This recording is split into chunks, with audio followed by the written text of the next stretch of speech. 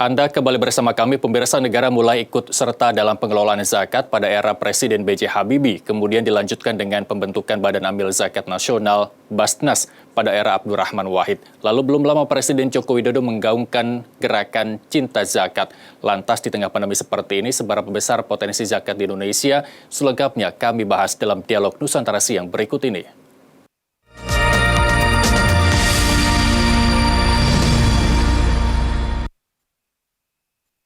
Bersama kami, Supervisi Bidang Pendistribusian dan Pendayagunaan Basnas, Ibu Saida Sakwan. Selamat siang, Bu Saida. Ya, Assalamualaikum. Waalaikumsalam, Bu Saida. Sebelum kita berdialog, kami akan putarkan dulu pernyataan dari Presiden Joko Widodo ketika melakukan zakat nasional di Istana Negara beberapa waktu lalu. Secara online.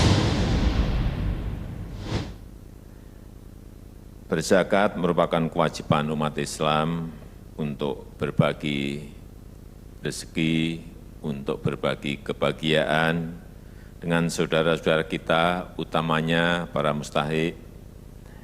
Dan saya harapkan dana zakat yang dihimpun oleh Basnas ini dapat dipergunakan sebaik-baiknya untuk membantu saudara-saudara kita yang mengalami kesulitan akibat pandemi COVID, dan juga untuk membantu mengentaskan kemiskinan secara menyeluruh di negara kita. Hadirin yang saya hormati, pada kesempatan yang baik ini, saya juga akan meluncurkan secara resmi gerakan Cinta Zakat yang mendorong partisipasi masyarakat untuk meningkatkan zakat, infak, dan sedekah, dan memastikan penyalurannya tepat sasaran, betul-betul sampai pada saudara-saudara kita yang membutuhkan. Gerakan Cinta Zakat ini sejalan dengan program pemerintah yang memiliki kerja sangat besar untuk mengentaskan kemiskinan, menangani musibah dan bencana, serta menuntaskan program-program SDGs. Saya juga mengimbau seluruh pejabat negara, BUMN, perusahaan swasta, kepala daerah di seluruh tanah air untuk menunaikan zakat melalui amil zakat resmi untuk membantu mewujudkan kesejahteraan dan juga memberikan keberkahan kepada kita semuanya. Baik, Bu Saida, terkait pernyataan Presiden Joko Widodo tersebut, kita tahu bahwa pandemi COVID-19 sudah melanda Indonesia 2 tahun. Terus kemudian Ramadan dirasakan masyarakat Indonesia di tengah pandemi juga selama 2 tahun, 2020 dan 2021. Kalau kita bicara 2021, mungkin realisasi pendistribusiannya belum bisa diinformasikan. Tapi paling tidak, apa yang bisa disampaikan oleh Basnas terkait realisasi pendistribusian zakat di 2020 pada saat pandemi baru menghantam Indonesia, Bu Saida? Ya, terima kasih Mas Irsal. Jadi apa yang tadi disampaikan oleh Pak Presiden dengan meluncurkan gerakan Cinta Zakat itu sangat kontekstual dengan situasi kita hari ini ya Mas Irsal ya. Jadi kalau saya lihat data, kenapa hari ini kita harus meningkatkan gotong royong kita, karena data dari yang saya punya, tahun 2019, jumlah mustahik kita, jumlah orang miskin kita, atau jumlah tingkat kemiskinan kita itu 24,7, Mas. Ya.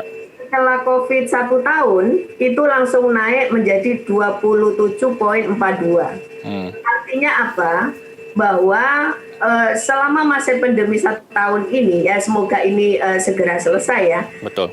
Tingkat kemiskinan itu naik secara drastis. Ya. Nah, kalau tingkat kemiskinan naik secara drastis, artinya banyak mustahik, banyak orang miskin yang harus kita advokasi, yang harus kita bantu. Nah, ini kenapa Presiden dengan tegas meminta kepada seluruh masyarakat ya untuk bergotong royong dan untuk menunaikan kewajiban zakatnya untuk membantu sesama. Karena hari ini betul-betul Mas Irsal, kondisi situasi dan kondisinya itu membutuhkan uluran tangan dari para muzaki. Jadi saatnya kita bergotong royong untuk mengentaskan kemiskinan, untuk membantu tetangga kanan kiri kita, supaya angka kemiskinan yang hari ini kita hadapi 27,4 itu bisa kita bantu dengan dana ZIS yang kita setorkan kepada AMIL yang resmi yaitu Basnas. Baik. Gitu.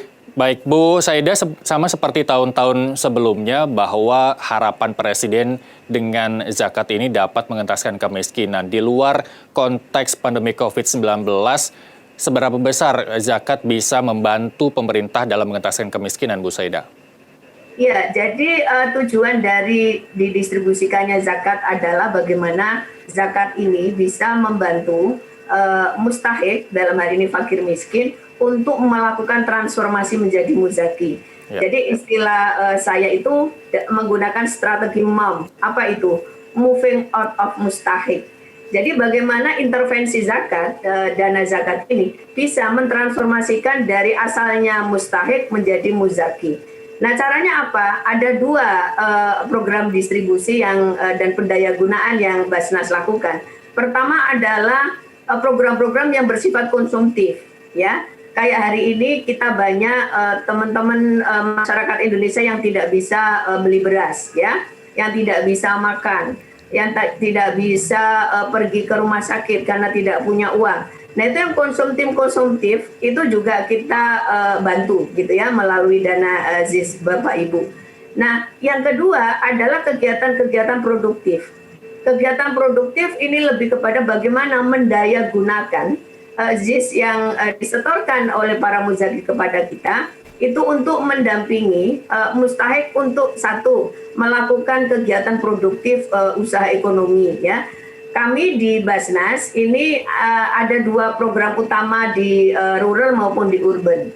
Nah, di urban kita punya namanya Zmart, yaitu kita membantu toko-toko kelontong punya mustahik yang modalnya kecil, packagingnya kurang bagus, manajemennya kurang profesional, itu kita dampingi. Kita dampingi modalnya, kita dampingi packagingnya, kita dampingi manajemennya. Supaya apa? Yang awalnya dia hanya sehari bisa berapa 100, dengan kita bantu, kita harapkan bisa 200 atau 300 ribu.